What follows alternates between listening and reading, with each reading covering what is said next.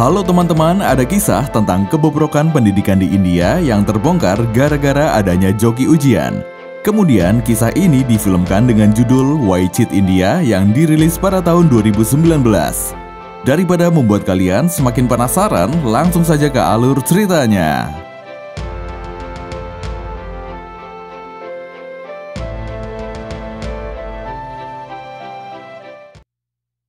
Film diawali dengan potret negara India yang sedang mengalami kegilaan, di mana semua orang tergila-gila dengan jurusan teknik mesin dan kedokteran. Hal itu karena kedua jurusan itu menjanjikan kemapanan setelah lulus nanti, seperti mobil, rumah, dan penghasilan yang tinggi. Oleh karena itu, banyak orang tua yang sangat ingin anaknya berkuliah di jurusan tersebut, dengan harapan dapat mengubah nasib mereka. Dan di sini ada anak yang bernama Satu yang baru lulus SMA.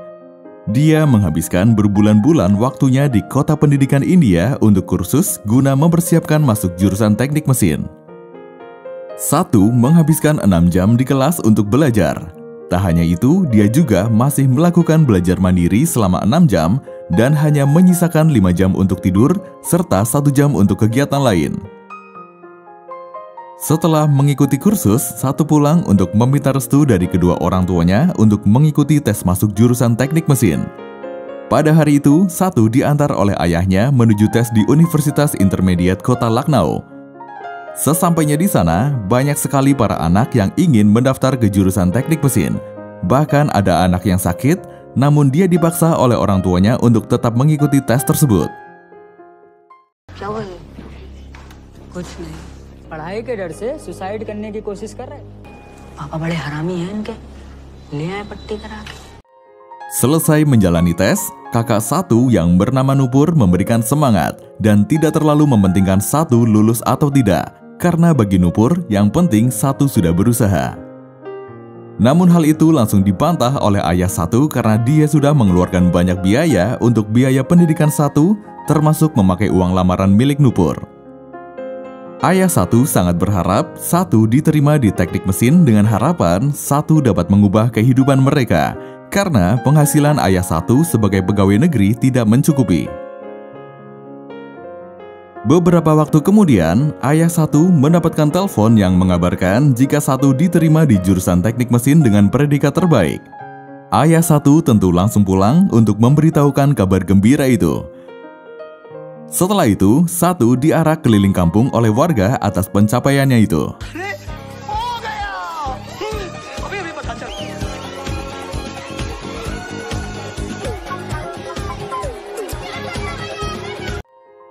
Di sela acara tersebut, ada seseorang yang bernama Bablu yang memberitahu atasannya yang bernama Rakesh atau Rocky bahwa ada anak yang berhasil lulus masuk jurusan teknik mesin dengan predikat terbaik.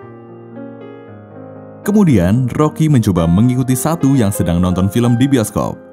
Tak lama kemudian, Satu diganggu oleh orang yang tidak dikenal. Dengan sigap, Rocky langsung menolongnya. तो अब क्या पर्दा फाड़ के बॉबी देओल के गले लग जाए?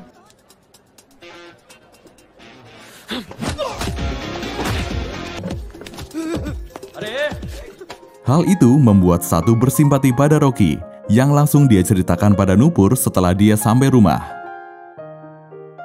Beberapa lama kemudian, Rocky mengajak Satu untuk mengobrol. Rocky sangat kagum dengan usaha yang dilakukan oleh Satu serta pencapaian yang dia dapatkan. Satu mengatakan jika dia memiliki kakak perempuan yang cukup umur namun belum menikah, serta ibunya yang sedang sakit. Oleh karena itu, Satu mau berusaha untuk itu demi membahagiakan mereka. Mengetahui Satu membutuhkan uang yang banyak untuk keluarganya, Rocky lantas menawarkan pada Satu jika kamu bisa mendapatkan uang 50 juta rupiah, suatu jumlah yang fantastis untuk anak yang baru lulus SMA. Rocky mengatakan jika kamu tertarik, maka silakan menghubunginya.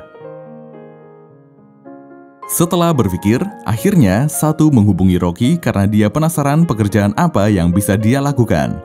Rocky kemudian memberitahu jika pekerjaan itu adalah menjadi joki ujian untuk masuk universitas. Mendengar hal itu, Satu pun ragu, tapi Rocky meyakinkan Satu agar memanfaatkan kemampuan yang dia miliki, dan jika Satu mau, dia bisa membiayai pernikahan kakaknya, serta dapat melunasi semua hutang ayahnya serta mengobati ibunya. Berkat kelihayan marketing Rocky, akhirnya Satu pun mau bekerja sama dengannya. Setelah bertemu Rocky, ada orang dari bimbel yang menawari Satu untuk mengajar di tempatnya dengan bayaran Rp50.000. Tapi karena dia sudah memutuskan bekerja sama dengan Rocky, maka dia menolak tawaran tersebut. Evening में अगर आप फिजिक्स और मैथ्स में थोड़ी सी गाइडेंस दे कर लो सत्तू। आज ही मुझे एक दूसरा ऑफर आया तो मैं सोचा था कि मैं आपसे डिस्कस कर लूं। किससे? Selanjutnya, terlihat jika Rocky juga memiliki bisnis fotografi yang dia jalankan bersama anak buahnya yang bernama Bablu. Di tempat itu juga, Rocky menjalankan bisnis joki ujian untuk masuk universitas. Kemudian Satu pun mengikuti ujian masuk universitas di berbagai kota dengan atas nama orang lain. Dan semenjak itu juga, bisnis perjokian Rocky semakin meningkat. Banyak orang tua yang menggunakan jasa Rocky untuk memasukkan anaknya ke jurusan teknik mesin. Bahkan ada paket-paketnya, termasuk jaminan pada mahasiswa hingga dia lulus, serta mendapat perlindungan dari para senior. Dalam menjalankan aksinya, Rocky sangat rapi. Dia selalu berganti-ganti nomor telepon dan hanya menerima pembayaran secara cash, sehingga tidak bisa dilacak aliran uangnya. Rocky juga terus memperbesar gurita bisnisnya dengan merekrut anak-anak jenius lainnya, serta merambah tes lain tidak hanya masuk universitas. Kerjasama antara Rocky dan Satu membuat Rocky sering mengantar Satu ke rumahnya. Membuat Rocky akhirnya bertemu dengan Nupur, dan sepertinya Nupur tertarik pada Rocky. Tak hanya itu, Rocky juga memberi peluang bisnis pada ayah Satu, yakni menyarankan agar Satu dijadikan iklan bimbel, karena Satu tergolong siswa yang pintar dan sudah terbukti diterima di jurusan teknik mesin. Dengan demikian, lembaga bimbel pasti tertarik dan ayah Satu bisa mendapatkan uang. Lalu, pada suatu hari, ada salah seorang kliennya yang protes karena anaknya tidak diterima. Klien itu mengancam akan melaporkan Rocky ke polisi dengan tuduhan melanggar janji. Namun, saat orang itu ke kantor polisi, polisi kesulitan untuk menerapkan pasalnya. Karena jika dia memproses orang yang melanggar janji, maka penjara akan penuh. Karena begitu banyak orang yang melanggar janji. Inspektur polisi yang bernama Qureshi lantas menanyakan, Di sisi lain, Rocky terus mengembangkan bisnis perjokiannya. Dia tidak segan-segan memberikan bonus yang besar pada para anak jenius yang menjadi mitranya di berbagai tes yang mereka ikuti. Selain itu, Rocky juga semakin dekat dengan Nupur, padahal Rocky sebenarnya sudah memiliki istri. Sementara itu, Satu mendapat tugas untuk menyelesaikan proyek besar di kota Mumbai. Dia juga diharuskan untuk menginap di asrama kampus untuk beberapa waktu. Di sana dia satu asrama dengan anak-anak orang kaya, di mana anak-anak itu tidak belajar, melainkan hanya bersenang-senang. Namun Satu tidak terpengaruh dengan hal itu, dia tetap fokus belajar. College में एंजॉयमेंट सिर्फ रईसों के बच्चे करते हैं। मुझे भी दिखा। क्या दिखा है? अरे दिखा ना। Kemudian Rocky dan Bablu pergi ke rumah ayah Rocky untuk menghadiri pernikahan adiknya. Dalam perjalanan, Bablu mengingatkan pada Rocky agar memberitahu Nupur jika dia sudah memiliki istri, namun Rocky enggan untuk melakukan hal itu.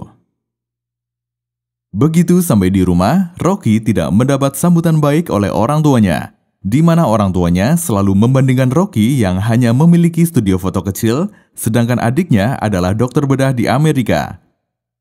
Tapi adik Rocky membela kakaknya dengan mengatakan, meski hanya memiliki studio foto kecil, tapi Rocky bisa menikahkan kedua adiknya.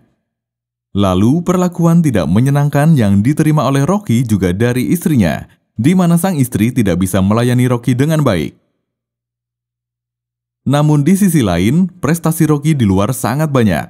Dia sangat ahli dalam meyakinkan orang, sehingga jaringan Rocky sangat luas, bahkan dia juga menjalin hubungan baik dengan wali kota. Namun saat Rocky sedang berbincang dengan wali kota, ayah Satu menelpon jika Satu sudah pulang dan langsung mengunci diri di kamar. Mendengar hal itu, Rocky pun kaget karena tugas Satu masih belum selesai. Rocky tambah panik. Ternyata Satu mengalami overdosis obat-obatan terlarang. Drugs मिली थी भैया, अब क्या बताऊं? चलना सिखाना था बस चढ़ना सिखा जब ताली बजा दिए. Rocky langsung menemui Nupur untuk meminta maaf karena dia juga tidak tahu jika Satu mengonsumsi obat-obatan seperti itu, dan dia juga tidak pernah mengajarkan hal seperti itu. Selain itu, Rocky juga meminta maaf pada Nupur karena dia sudah mengabaikan Nupur selama beberapa waktu. Hal itu karena Rocky sedang bersama istrinya. Mendengar Rocky sudah memiliki istri, Nupur pun patah hati. Kemudian Rocky mendapatkan telepon dari orang yang mengatakan jika dirinya adalah kliennya. Namun Rocky curiga sehingga dia buru-buru mematikan teleponnya. Dan benar, ternyata yang menelpon adalah polisi. Semakin hari yang melaporkan Rocky semakin banyak, maka dari itu, Qureshi mengutus anggota reserse untuk melakukan penyelidikan. Selanjutnya, Rocky yang sadar bisnisnya telah diendus oleh pihak kepolisian, mulai memindahkan barang bukti uangnya dari yang semula di studio foto ke apartemen pribadinya.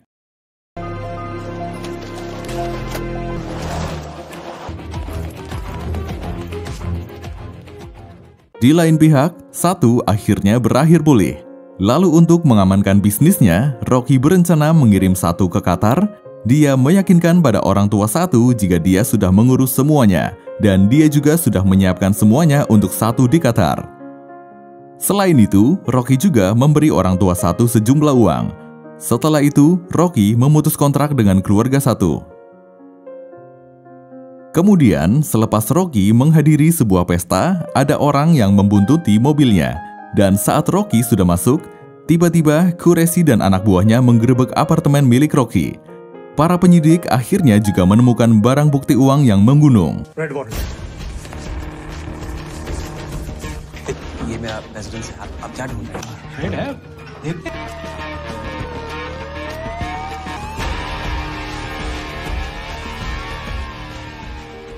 Namun demikian, Rocky tak merasa takut, dia lantas menghubungi wali kota. Setelah itu, wali kota langsung datang ke kantor polisi untuk meminta Qureshi membebaskan Rocky. Wali kota juga menyalahkan Qureshi karena tidak koordinasi terlebih dahulu terhadap kasus ini. Di kantor polisi, Rocky lalu menceritakan masa lalunya yang 3 kali gagal masuk jurusan teknik. Karena hal itu dia dihina, dianggap sampah oleh keluarga dan juga para tetangganya. Rocky juga mengatakan hal itu juga dirasakan oleh anak Qureshi yang sudah 2 kali gagal masuk teknik mesin. Rocky mengatakan jika anak itu kemungkinan besar akan kembali gagal karena bakatnya bukan di teknik. Lalu, cerita berlanjut di mana ada seorang pemuda yang kertas ujiannya dirobek oleh pengawas karena dia tidak mau membayar pada pengawas. Dan hal itu dilihat oleh Rocky hingga terjadi keributan. Rocky kemudian membawa kasus itu kepada rektor, dan setelah melakukan negosiasi, akhirnya mereka semua bersepakat bahwa pihak kampus dan pengawas akan membantu anak itu agar lulus tes. Anak itu pun sangat senang karena dia bisa lulus tes masuk jurusan teknik. Sesampainya di rumah, anak itu lantas menceritakan apa yang terjadi pada ayahnya. Namun, bukannya bangga anaknya masuk jurusan teknik, sang ayah malah menampar anak itu. और उन्होंने सब संभाला और उसी इन्विजिलेटर से मेरा पेपर करवाया। करने का यही तरीका मिला है तुमको।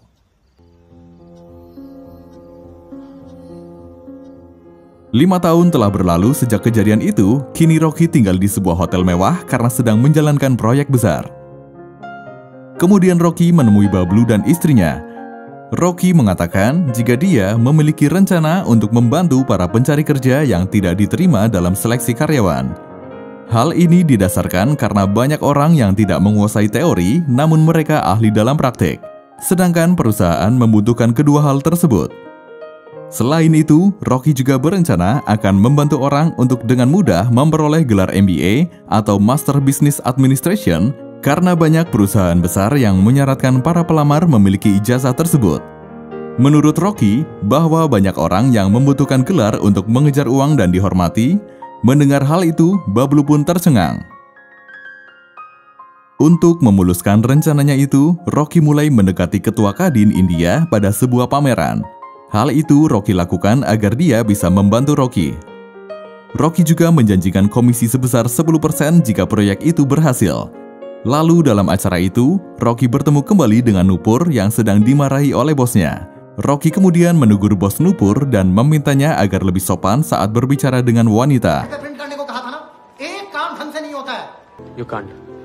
मदद आपकी कोई करना भी चाहे तो कैसे करें? धीरे से बात करो लड़की से. नॉइज पोल्यूशन में अंदर न हो जाओ कहीं. Sorry madam. थैंक यू और आपका नंबर नहीं था मेरे पास. Rocky juga memberikan nomor teleponnya yang baru pada Nupur. Beberapa waktu kemudian, Rocky dan Nupur kembali bertemu. Dia mengatakan jika sekarang dia tinggal di apartemen bersama temannya. Lalu dia sampai sekarang belum menikah, mesti sudah berumur. Nupur juga mengatakan jika orang tuanya kini telah pindah rumah, sedangkan satu masih berada di Qatar. Rocky lalu mengatakan jika dia dulu menikah bukan kemauannya. Karena hal itu dia menyesal dan mengapa dia terlambat bertemu dengan Nupur, orang yang dia cintai. Semenjak saat itu, antara Nupur dan Rocky menjadi sering bertemu untuk menghabiskan waktu bersama. Bahkan Rocky lebih memilih makan malam bersama Nupur ketimbang merayakan ulang tahun bersama istrinya. Rocky juga sering menjemput Nupur di tempat kerjanya, namun pada suatu ketika Nupur terlambat dan membuat bosnya marah karena seharusnya Nupur lembur.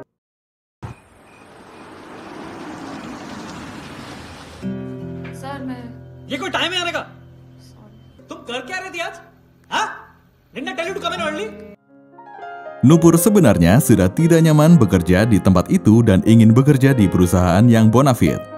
Namun, perusahaan seperti itu menyarankan para pelamar untuk memiliki ijazah MBA. Teman Nupur pun menyarankan agar Nupur mencari gelar MBA terlebih dahulu. Hal tersebut juga didukung oleh Rocky. Bahkan Rocky berjanji akan membantu Nupur dalam ujian untuk mendapatkan gelar MBA. Rocky kemudian menghubungi para anak buahnya untuk mengerjakan soal ujian MBA dengan cepat. Bahkan Rocky siap membayar berkali-kali lipat kepada mitranya jika berhasil mengerjakan hal itu dengan benar. Setelah mendapatkan orang yang bisa mengerjakan soal ujian MBA, Rocky kemudian melakukan persiapan rencananya untuk membantu orang-orang yang membutuhkan ijazah MBA, tentu dengan harga yang cukup tinggi. Rocky juga menghubungi mertua Bablu yang bekerja di salah satu bank tempat naskah ujian MBA disimpan. Dengan koneksi yang dimiliki, Rocky kemudian memfoto soal ujian MBA tersebut. Setelah itu, soal itu dia berikan pada anak buahnya yang sudah siap mengerjakan soal-soal tersebut. Tak hanya uang, Rocky juga memberikan servis lain kepada para anak buahnya yang sedang mengerjakan soal tersebut. Selanjutnya, Rocky mengundang orang-orang yang berminat menggunakan jasa Rocky untuk mendapatkan ijazah MBA. Bertempat di sebuah hotel, orang-orang itu dikumpulkan. Rocky bermain dengan rapi dengan melakukan berbagai pengawasan kepada orang-orang tersebut. Setelah persiapan selesai, Rocky membagikan jawaban soal ujian MBA di sebuah ballroom hotel. Tak hanya itu, jawaban itu juga disebar ke berbagai kota dengan telepon karena soal ujian MBA adalah sama meski kotanya berbeda. चलिए, time waste नहीं करते. लिखिए 5B, 6C, 19C, 20D, 23A, 29, 46A, 47D, 48B. Seusai membagikan soal, Rocky sempat didatangi oleh orang tidak dikenal yang meminta bocoran jawaban ujian tersebut. Namun dengan koneksi yang dimiliki Rocky bisa mendapatkan kembali kertas bocoran jawaban tersebut. Selanjutnya, Rocky segera pergi untuk menemui Nupur untuk memberikan bocoran soal ujian MBA. Saat Rocky sedang meyakinkan Nupur bahwa soal itu asli, tiba-tiba Qureshi dan anak buahnya menyergap Rocky. Check कर लो.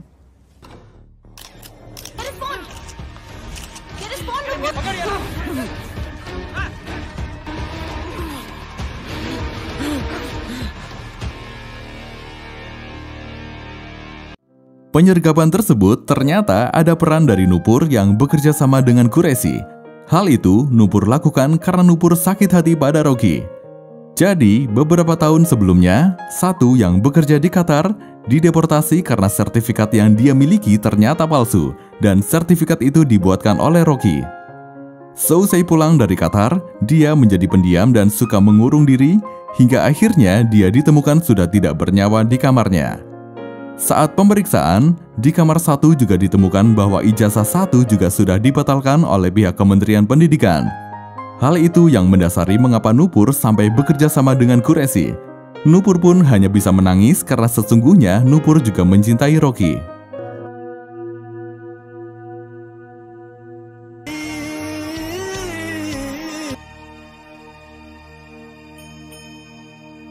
कितने कामयाब Rocky kemudian dihadapkan ke pengadilan. Jaksa mendakwa Rocky telah mengambil hak orang-orang untuk menjadi dokter dan insinyur, serta memberikan hak-hak itu hanya untuk orang kaya yang tidak mau bersusah payah atau ikut ujian.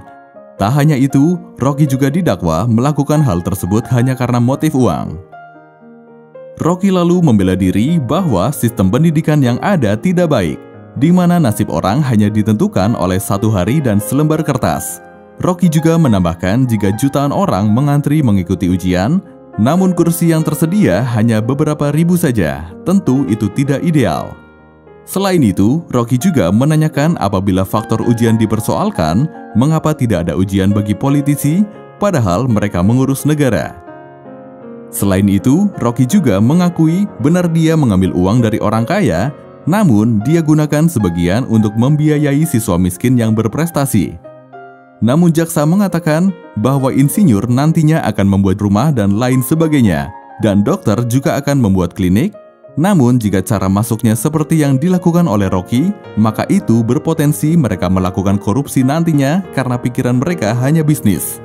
क्यों अपने 700 करोड़ का कीमती टाइम यहाँ बर्बाद कर रहे हैं? ये लोग सिस्टम के अंदर तक घुसे हुए हैं, दीमक की तरह उसे चाट रहे हैं। That's all, Your Honor.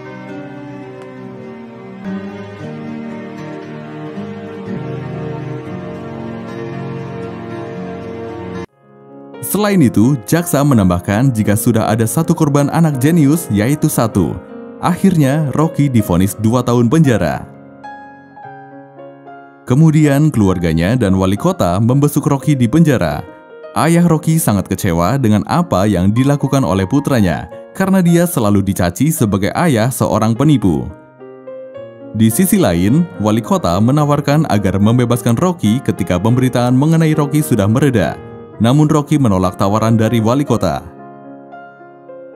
Setelah menyelesaikan masa hukumannya, Rocky kemudian membuat kampus sendiri dengan nama ayahnya, yang membuat ayahnya akhirnya bangga pada Rocky.